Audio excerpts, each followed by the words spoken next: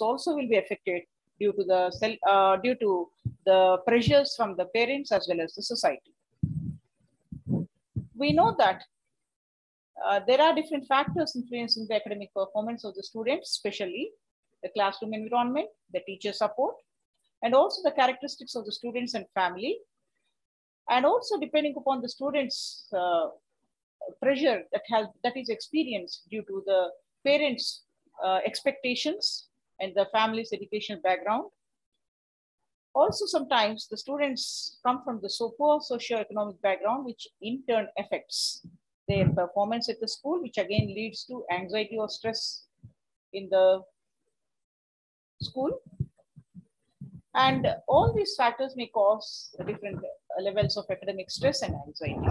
We know that all the adults are suffering from anxiety or stress, but the adolescents too, they have to learn certain coping mechanisms with anxiety, or there is a possibility that they may undergo academic stress and anxiety. We know that, as I was telling earlier, that many students, nearly 20% of the students, college students especially, find that they are stressed out most of the time. And most of the students, nearly about 50%, that is around 10% of all the students face the thoughts of suicide. And this is because they either face depression or they feel that they are affected with some mental tension or conditions. Now, anxiety is a common problem in college campuses as well as schools. That is, as they are coming to the higher sections or higher classes in the school, they face different levels of anxiety. And we also discuss something like what can reduce this anxiety, that is having a to-do list, and also having the management and the rewardment system, and asking for help from the either counselors or from the parents or from the social elders, and also having a good restful pattern of sleep and having good nutritious food and seeking help, medical help if necessary. And adjustment should be made in the thought processes or thought patterns. They have to understand that nothing is going to be so difficult that life is worth more than the academic performance, and academics come as a part of life, and they have to practice positive study habits as well as positive mental thinking. And from here, we'll now try to understand what sort of pressures are being built up by either the parents or the peers. We know that there are two different issues which are actually affecting the children in the schools and causing high levels of stress. One of them is the Indian educational system, which is written with a number of different contradicting features, and these features can have an influence on the mental health of the student. The Indian educational system is not so built that it can develop confidence in the children and also see that they are able to bear the stress.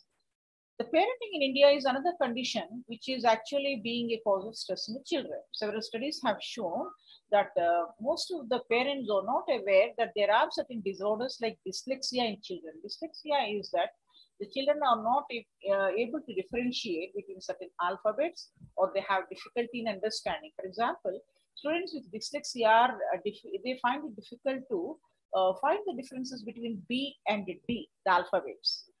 So some students have difficulty in either learning or recognizing the alphabet, and this would also make it difficult for them to understand the regular whatever the class teacher teaches, and this makes them have again some sort of stress because they are unable to catch up with their fellow mates. Now, considering the academic failure, they may feel sometimes this is due to their inability, and therefore they sometimes contemplate even ending their life. So we have had like government has taken the policies of having no failure, no detention system until the class 8, and even now it is the NEP, National New Education Policy, it is until class 10. And we have only board exams now in 12th class.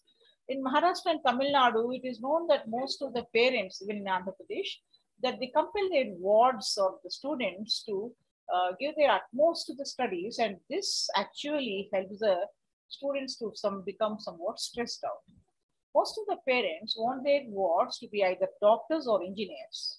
The children themselves are interested in commerce or arts, or any other such humanities subjects, but then the choice is completely ignored.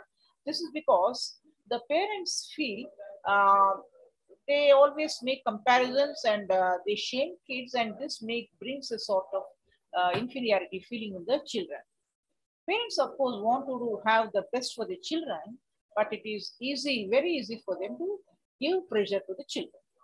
Now, a study in Johns Hopkins University, California said that nearly 92% of the parents put pressure on their children because they want their children to excel in school. But then 30% of the students, or nearly 40% of the students, felt that they are being pressured out or stressed out. Now, we know that too much pressure damages a child's self-esteem, and this can lead to severe consequences, because any human would only excel, any human can excel only if they have the confidence to excel, and also they have the confidence on their own image, and they try to do something on their own. But when they have neither the what we call the confidence or the esteem on themselves, it is possible that it leads to stress, and they also have a physical manifestation of the stress, which is shown as having headaches or stomach aches or neck aches or lack of sleep, and even anxiety attacks or panic attacks.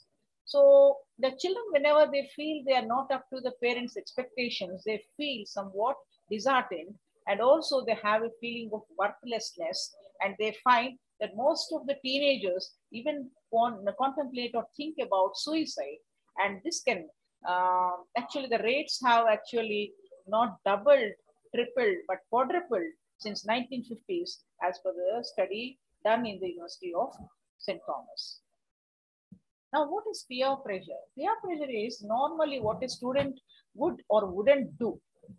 If what he would he would not do if he were left to his own ideas, but then he is now forced to do certain things which is out of way with him, because he feels that others have pressured, his friends have convinced him to do something which he would not normally do. This is known as peer pressure, and the type of pressure and the kind of pressure, as well as the amount of pressure that peers can exert on their friends, can vary.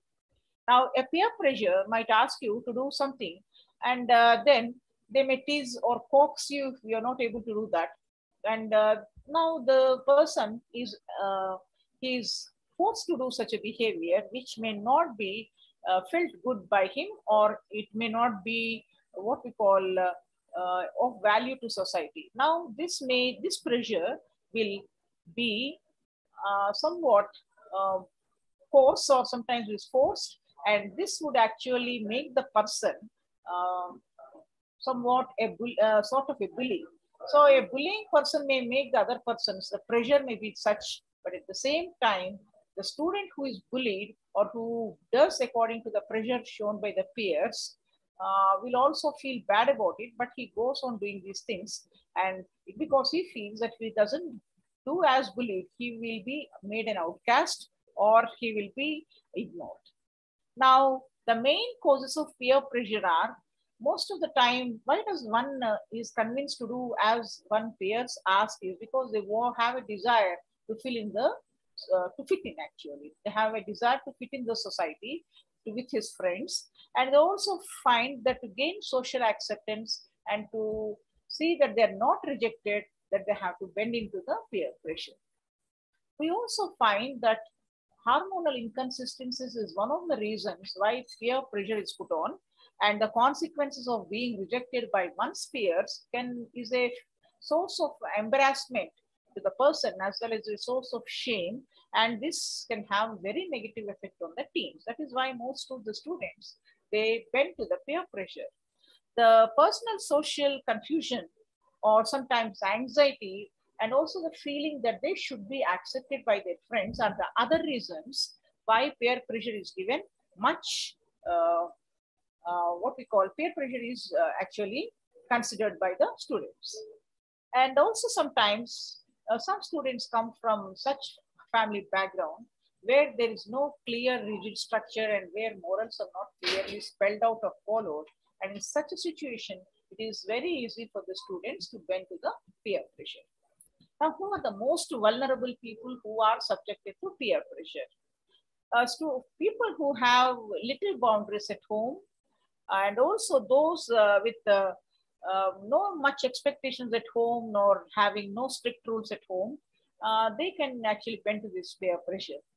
Now, parents are a good influence on the children generally, and if parents do not set a value list to the students and also clear boundaries with ideas of what happens if something is followed, what happens if something is not followed, or when the consequences are not clearly spelled out to the children, it is possible that most of the children do not have an idea of what they are supposed to do. And in such a case, the peer pressure can be, if they actually what we call succumb to the peer pressure, it's possible that they uh, continuously they have go on a downtrend, and also the parents are never involved in such people's choices, and these children never even talk to their parents about their problems, and most of the time they succumb to the peer pressure and they go down the hill.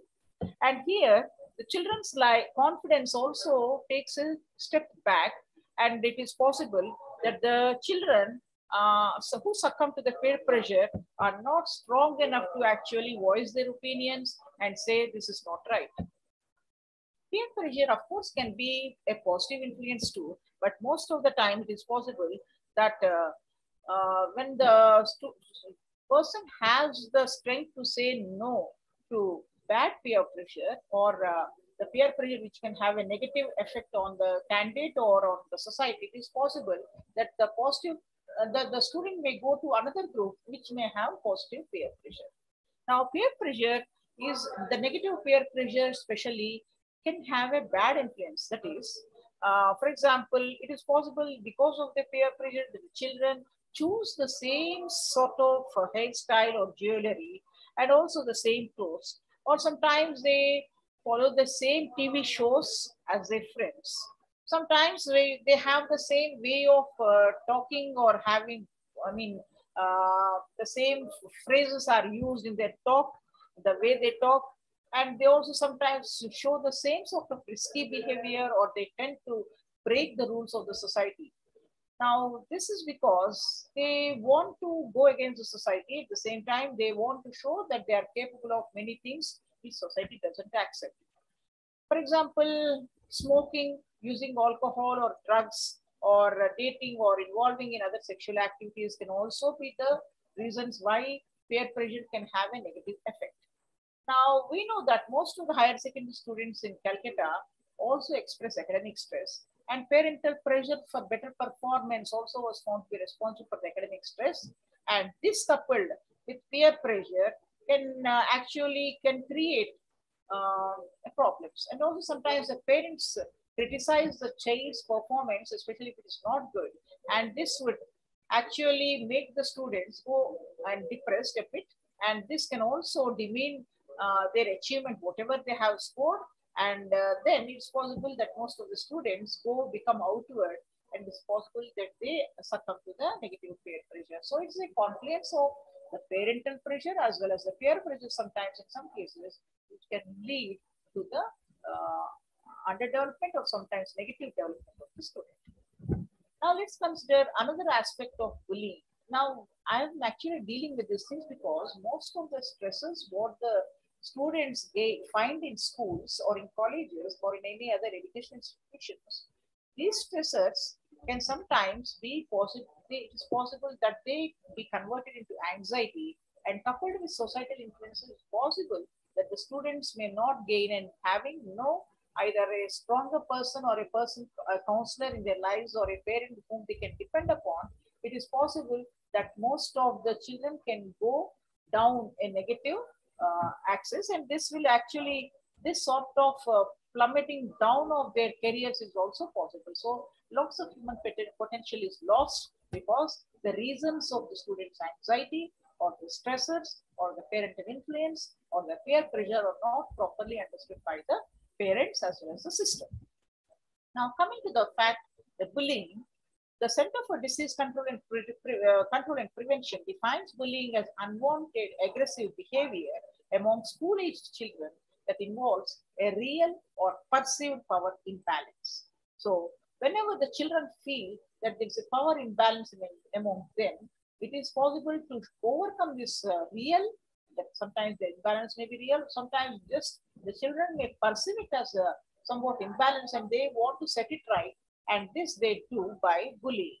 Now, this behavior, if repeated over time, can actually become harmful. For example, when somebody is bullying and it is physical and it is easy to recognize, and this can actually be causing a negative sort of stress on the children who is getting bullied. Also, sometimes then bullying is not done directly or physically, but it is done emotionally, and this can occur through gossip or through a smartphone or the internet in the recent days, causing emotional damage. That's why we know that the Facebook and the internet were recently criticized for actually trying to what we call demean the students as well as create a negative images of themselves, either fashion wise or study wise or any otherwise. And these constant criticism or bullying from their peers also has resulted in suicidal attempts from many teenagers across the world. Now, this aspect of bullying must actually, the parents should be aware of what's happening for the children, and they should be monitoring their children time to time. The main aspect of bullying is that it has a real emotional and a psychological impact, and depending on the situation, it may hurt, humiliate, expose, or sometimes they harass or otherwise cause harm. We know that sometimes bullying may be done or it is based on the race of the person or ethnicity of the person or the sex, or sometimes if the child is disabled based on that, sometimes the sexual orientation of the person or the origin of their national origin or any other such factors. Now, in such cases, it is also possible that some countries in some schools, they have made it illegal activity and therefore it becomes a legal issue. Now, who are the persons who gets bullied? Generally, these are the softer persons or who persons who come from the from families from the maybe poor socio-economic backgrounds and therefore they can't retaliate. Sometimes the persons or also those persons who are not actually taught the confidence to face up to bullies at their home, or also not taught that they have their own rights of knowing what it is to get bullied and how to stay away from them. And we know that they generally at the age of 2 to 5, the bullying somewhat less compared to the age of 14 to 17. For example, 2 to 5 age, around 18% of the children complained that they were bullied in a study by Child Trends Data Bank. But then 10% of the children aged to 14 to 17 reported that they are being bullied. That is from the, when they are varying, it is possible that they are physically bullied more than when they become older. But at the same time, the emotional bullying or bullying on the internet has increased with age. That is, the children are not aware of the technological aspects when they are small. So therefore, around 0.5% of the children aged to 6 to 19 were bullied as compared to the 14% of the children who were bullied from the age of 14 to 17. So across the age, we know that the bullying, physical bullying stops, but the bullying on net or the what you call Facebook or other sorts of social media has increased. What is the impact of such bullying? We know that there is victims, and these victims, when they are bullied, are filled with anxiety and depression and sadness and loneliness. We have several rules which talk about anti-harassment, and also we have certain rules in colleges or schools where the bullying is not allowed.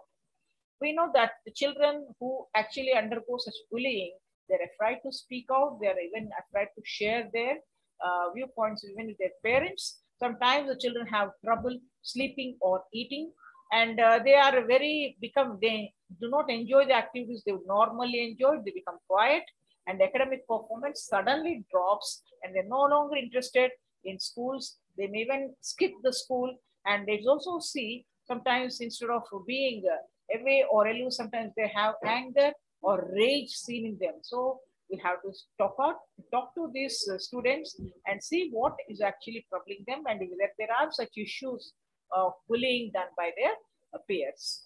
Now, it is why we should consider this aspect is because sometimes bullying also results in suicide. Now, who are the bullies generally? Bullies try to come from backgrounds of emotional problems. They would have had certain background, family background, and they would also be somewhat violent, manipulative, and cruel, and without empathy. And it is possible that generally they are unpleasant. They show unpleasant behaviors, and they may not have many friends. They may be antisocial. At the same time, they are at greater risk of getting addicted to alcohol or drug abuse and as adolescents, and they may also get involved in sexual behavior right from an early age. But these are the general trends. It is also possible that they may fight or they may vandalize or drop out of schools. What is vandalizing? They may break the things in the schools. Now, it is indisputable that bullies are at a greater risk because persons who get not only get bullied, but also people who bully also have certain personality disorders or antisocial disorders, and it also causes harm at the end of their day to their psyche also. So children who are bullied may be sometimes bullies themselves. So they are sometimes victims, and it is possible they start bullying later.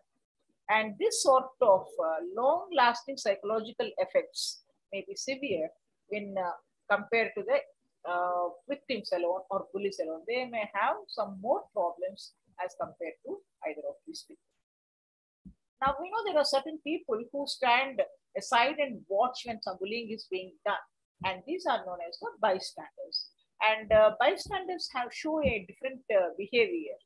They witness the bullying behavior, and it is also possible that they are this sort of behavior that is being witnessed is important to the bully. It encourages them actually, because always bullies require an audience. Now, it is possible that why do the bystanders don't act against the bully? This is because bearing the bully will make, if we try to react to the bully, it's possible that the bully may make you his next target. At the same time, some people believe it is none of our business to get involved in something which doesn't concern them. Sometimes they feel that if they speak to their children, other teachers or other persons who are elders, they're called as tattle tales. That is, they talk to people behind their back and inform something on what's their no concern. What concern? They don't have any concern, but still they are informing. Sometimes the children feel that intervention doesn't help. And whatever little intervention, whatever they try to tell to the teachers, no action is taken. And as such, whatever action they would take, it would have no consequence. So, but then coming back to have an ideal school or classroom, here the children should be encouraged to have the understanding of what is bullying and what is good humoredness. And here they have to understand the relationship also between the parents, especially we should understand the relationship between bullying and suicide. And we should open up the conversation with our children and speak with them at home and make them understand that the various facets of school and how to get along with the school without getting bullied. Now, also sometimes we know that during exams, the children have test anxiety.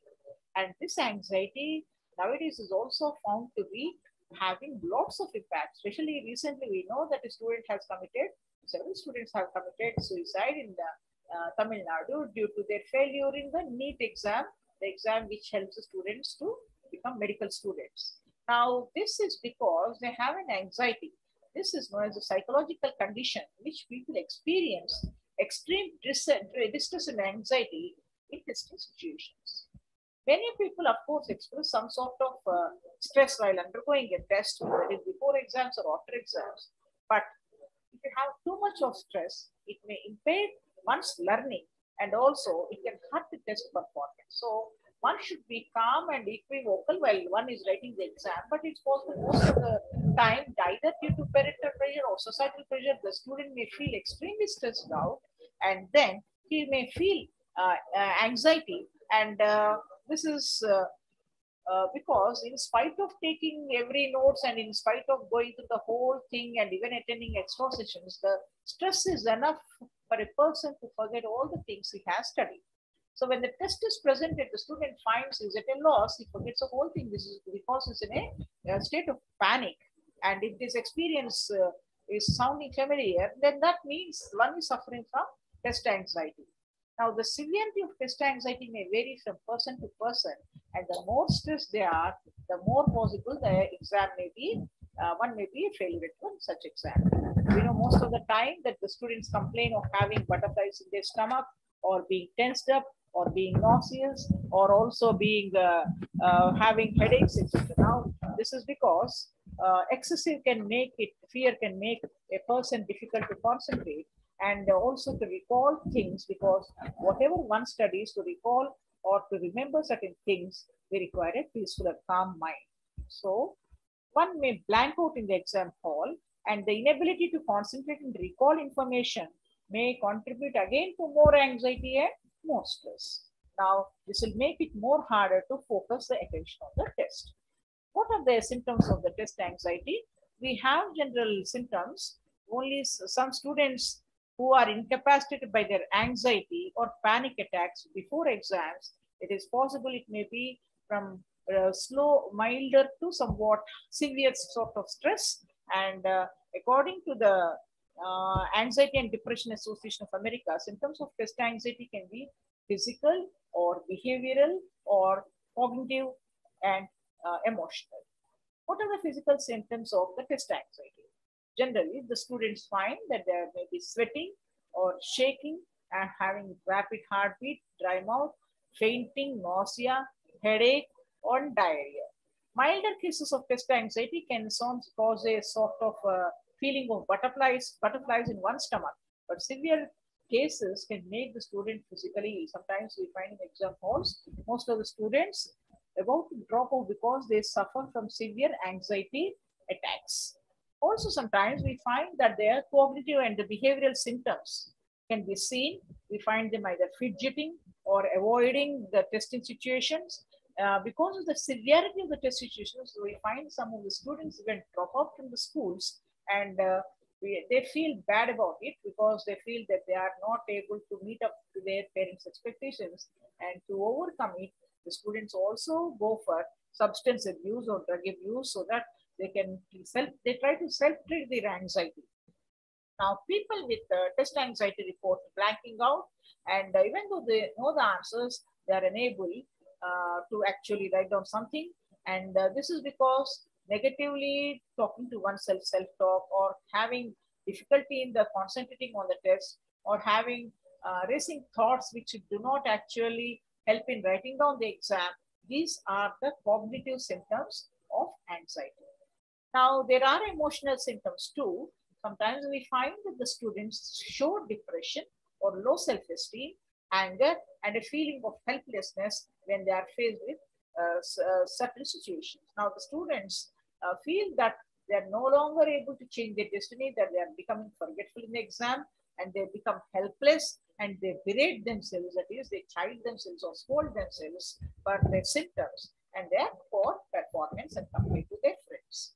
Now, this is because sometimes a student may undergo, they may have a history of poor testing outcomes, and they feel that they are destined to only do somewhat lowly on the exams, and therefore they are no longer confident of themselves.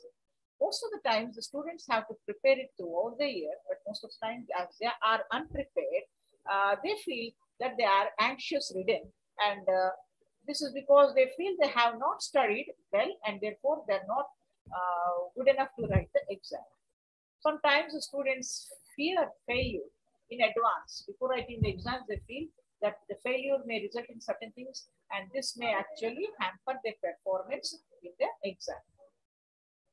The other reasons or the other causes, like having sweating, nausea, and also shaking hands and high rate of heart rates, and having somewhat stressed out symptoms, falling limb, all these conditions may again contribute to what we call stress again, stress leading to stress, and they become preoccupied with these things. They're always using their handkerchief and other things they feel. They become conscious of these things, and again they are stress ridden, and again this results in anxiety. The other mental causes are student expectations are one of the other mental factors. we know that the student behaves that believes rather that he can only perform badly in an exam. There is no scope for for him or her to improve, and therefore again this makes them anxiety before the exam. Now, how does one overcome test anxiety? One thing is a student should be well prepared before the exam. That is, they should study for the test early so that they are comfortable with the material. They should not wait till the last minute. And if they're not sure of what to study and how to study, it's possible that they should actually ask their teachers or their parents for help. So, being prepared is one of the best ways to boost one's confidence. And also, this will lessen the test anxiety. And also, one should banish the negative thoughts, whatever comes in one's brain, and they should not think I'm not good enough, or I didn't study hard enough, or I can't do these things. But that they have to push away their thoughts and feel and think positively, saying that maybe I can do this. I have to do the best I can. I have studied hard. I'll try to answer this. And this will positive self-talk can help one to manage one's stress. And this level, once it's gone down, it's possible through such techniques one may overcome these hazards and also be able to do one well in one's exam. Also, a good night's sleep is very necessary before the exam day. That's because burning the midnight oil will no longer help. It's also possible that the student brain works better when one has a good sleep. This actually helps in developing the concentration and memory.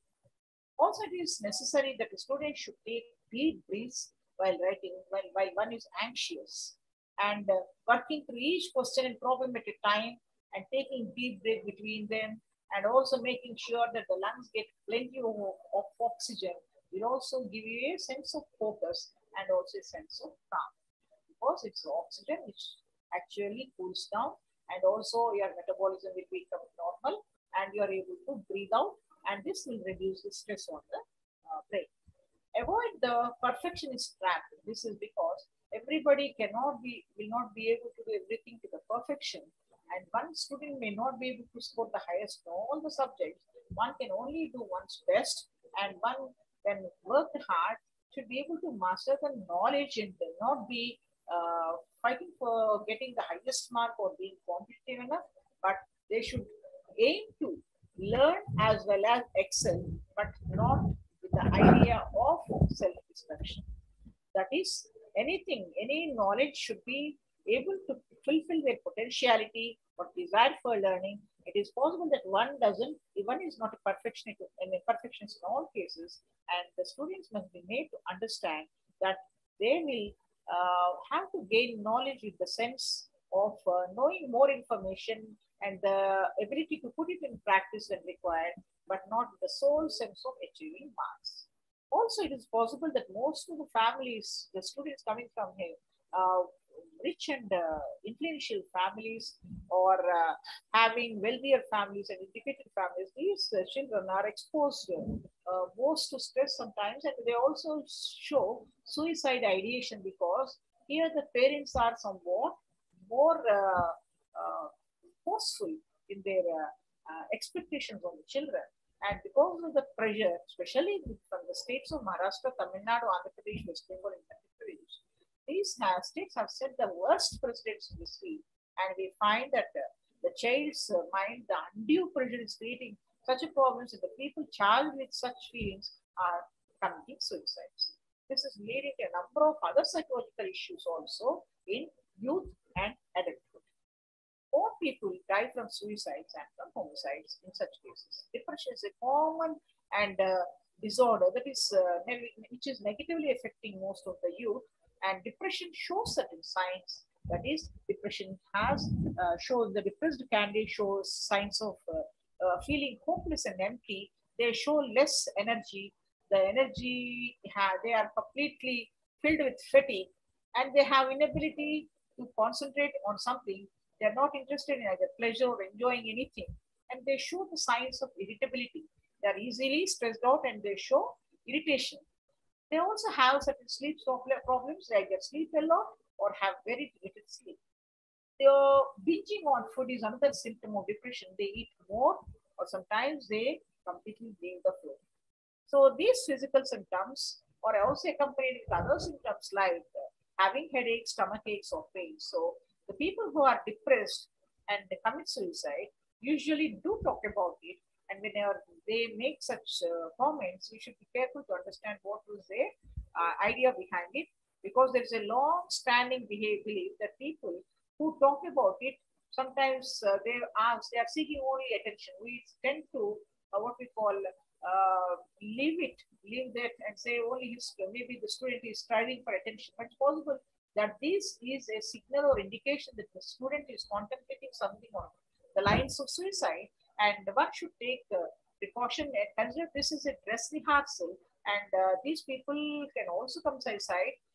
Therefore, especially if they are taking care of the finances or clearing desks or trying to finish off events, then that it may, and are also showing highly what we call highly spirited behavior, and because they are in the feeling that they have to end life and everything will be over, such sort of feelings can make them highly exuberant. So these sort of people should be made understood and felt, and they should be talked to, and the students as well as the parents as well as the society should try to understand what's going on behind. So we know that the suicide tendency and has become much more stronger in the modern day, because there are little causes for more gainful employment of the child, more difficult for the child to get attention, or also more difficult for the child to communicate so as to address its problems because of the parents who are working, or because of the societal lack of concern, or because of helpfulness from the society. At the same time, these stress event causing events which are stressors can again result in anxiety, and stress and anxiety over long periods of time can have negative health outcomes, and suicide is one of them. So these are the two failures of the system. One is our Indian education system as well as the parenting in the modern world can lead to academic failure. So too much pressure can lead to different problems, and we find all these problems we see in the society, that is the peer pressure and test anxiety and bullying. All these as well as other pressure damages can be long term. All these can have an effect on the child's esteem and can lead to severe consequences leading to depression, and depression can lead to the development of idea about suicide in the children, leading to suicidal ideation. So the parents should try to see that the examinations and the deadlines, or returning to study, or the causes of depression or anxiety or anger or irritability in the children, or their restlessness should be understood, and these unwanted aggressive behaviors should be corrected, and psychological counseling as well as trying to be more understanding and trying to share with the students, as well as trying to understand how negatively these facts can jeopardize the child's future, and having positive thoughts can actually help the students to become an overall happy person. These things should be understood and made known, as well as communication should be more rampant in the school system as well as with the parents, and there should be more open talk among the children with their parents, and the parents can become a sort of what we call a stronghold or a support system, and this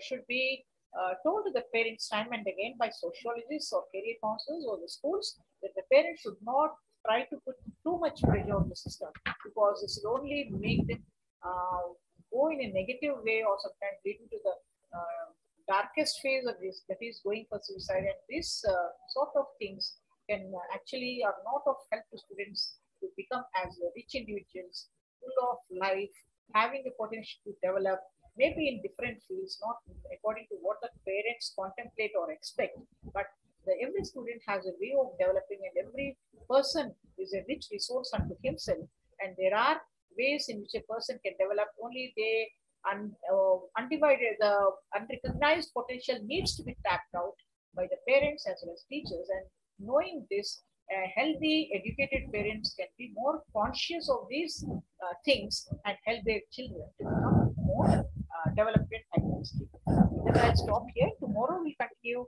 with certain other special issues of education in India. Thank you.